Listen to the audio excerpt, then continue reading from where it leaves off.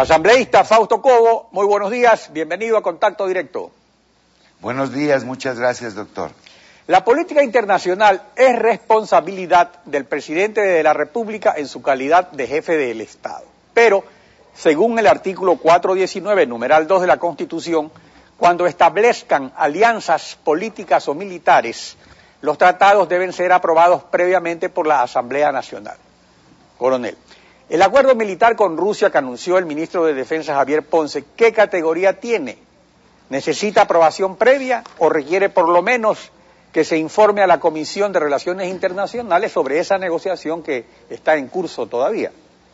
Los temas militares son temas estratégicos y lógicamente están vinculados directamente con las relaciones internacionales, con los temas geopolíticos. La geopolítica no es otra cosa que la conjunción de todos aquellos factores, elementos de poder políticos, económicos, sociales, que tienen que ver con las decisiones, tanto de corto, mediano y largo plazo. Y por eso es necesario que la Comisión de Soberanía, Relaciones Internacionales, Integración y Seguridad Integral conozca sobre estos temas. Yo le seguí un juicio político al ministro de Defensa Nacional, lógicamente quedó archivado en la Comisión de la Impunidad.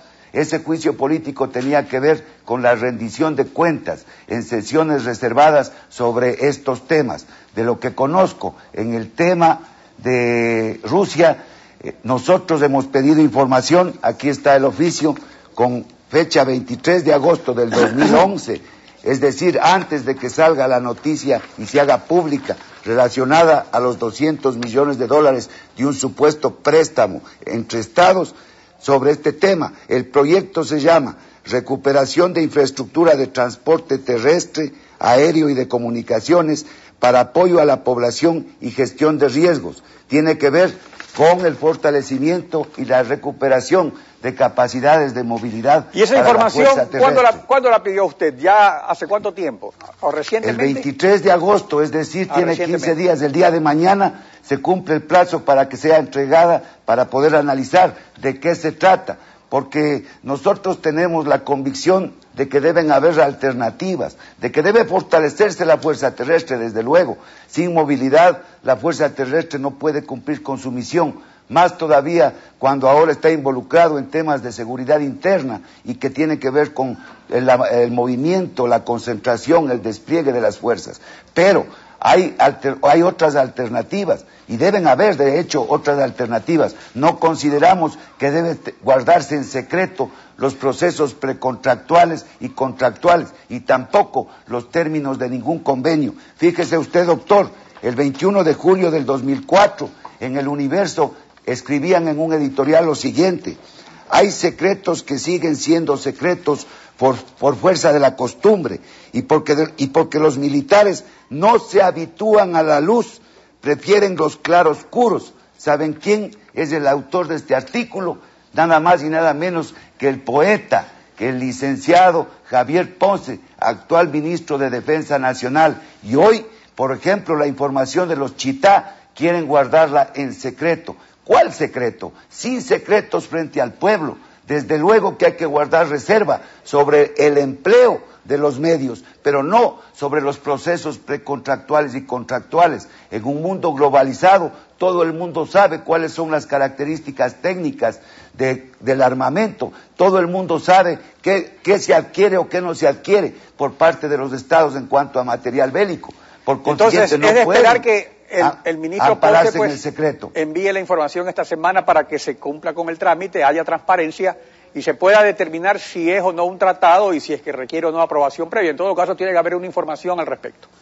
Ahora, en cuanto a fiscalización, usted se refería a eso. Hasta asambleístas de Alianza País se han mostrado profundamente decepcionados de la inoperancia de la Asamblea. Pero con la reelección de la asambleísta socialista Silvia Salgado como presidenta de esa comisión de fiscalización, la pregunta es, ¿seguirá todo igual o hay un acuerdo para reformar la ley orgánica de la función legislativa a fin de que el Pleno tome las decisiones sobre los juicios políticos y no sea esa comisión, pues que es el cementerio de la fiscalización. Es increíble cómo pueden premiar a un asambleísta que no ha permitido que se fiscalice, y más todavía, se ha aumentado el número de asambleístas aliados y de Alianza País en la Comisión de Fiscalización para bloquear, para poner un candado y no permitir que se fiscalice. Mire usted el tema de los helicópteros Drup, era un tema tan claro, simple y llanamente fallaron en los procesos precontractuales y contractuales, pero no permitieron que se fiscalice. Hoy tampoco van a permitir que fiscalicemos las adquisiciones de armas. No estamos en contra de la adquisición y la recuperación de las fortalezas de las Fuerzas Armadas, pero no pueden estar en el manto del secreto permitiendo la impunidad. Eso jamás lo vamos a permitir. La institución armada es la institución... Bueno, pero hay dos acuerdos para reformar la ley, porque si no se reforma la ley, digamos, todo seguirá igual.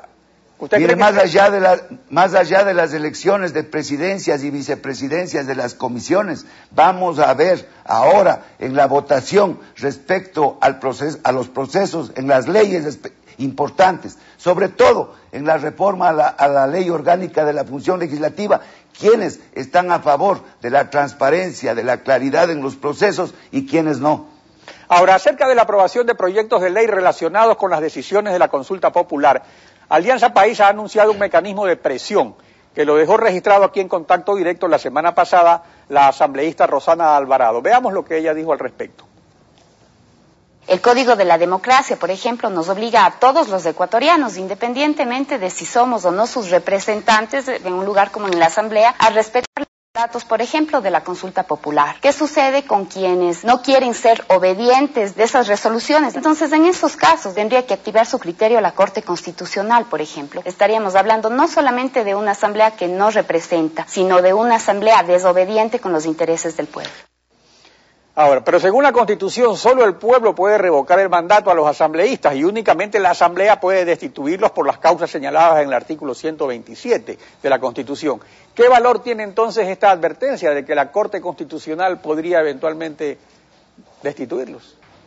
Este gobierno intimida, amedrenta permanentemente, así hace uso del poder, así lleva a cabo el ejercicio del poder.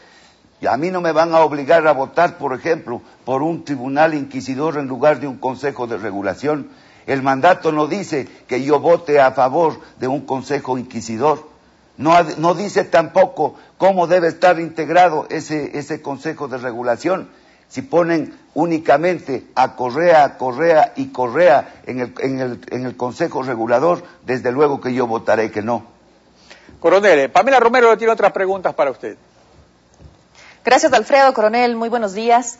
La esencia de las mayorías móviles que se aplican, pues se lo hace para situaciones o para acuerdos puntuales. Esa es la esencia de las mayorías, por eso en cada votación hay una mayoría diferente. Pero, ¿no incluye esta mayoría en acuerdos sobre la aprobación de proyectos de ley, por ejemplo? Lo estructural está en aquello. Y ahora esas mayorías móviles, los llamados independientes, van a subir de precio. El costo va a ser mayor. Esa es la realidad en la Asamblea Nacional. Se criticó las prácticas de la partidocracia, pero hoy se las eleva a potenciales geométricos. Pero, por ejemplo, Sociedad Patriótica con Alianza País ha coincidido en la elección o la designación de asambleístas dentro de las comisiones. ¿Esa misma coincidencia o convergencia no pueden utilizarlas para la aprobación de proyectos? Es que no es una coincidencia con Alianza País, es un castigo a los traidores, un proceso en donde hicimos todo el esfuerzo para lograr la mayoría en el Pleno. No puede ser o que termine en el premio de quienes estuvieron en la oposición y después traicionaron y se fueron con el oficialismo para favorecer con sus votos. Por ejemplo, en la Comisión de Biodiversidad, 3 de ellos estaban ahí en esa comisión pretendiendo ser presidentes y vicepresidentes. Preferimos dar el voto al enemigo y no a aquellos que andan de aquí para allá.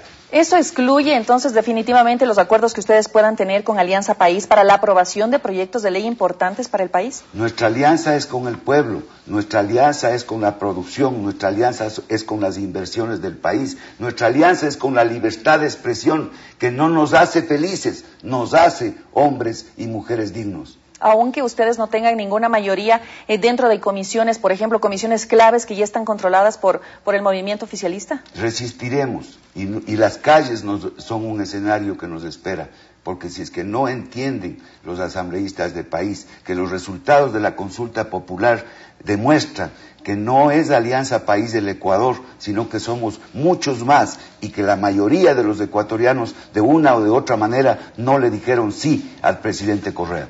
Gracias, asambleísta, por su participación en Contacto Directo. Muy gentil.